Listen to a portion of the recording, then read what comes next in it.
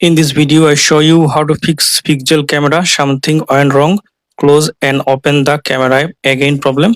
For solving this problem, go to settings, then go to apps, then go to see all apps. Now tap on three dot. Now tap on reset app preference. Now tap on reset apps. Scroll down, find out camera app. Tap on force stop. Tap on OK.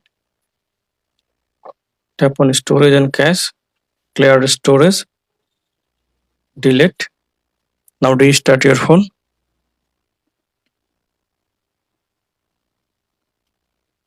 After restart your phone, now open camera app. Hello. Now I hope that this method fix something went wrong. Close and open the camera app. Again problem on Pixel phone.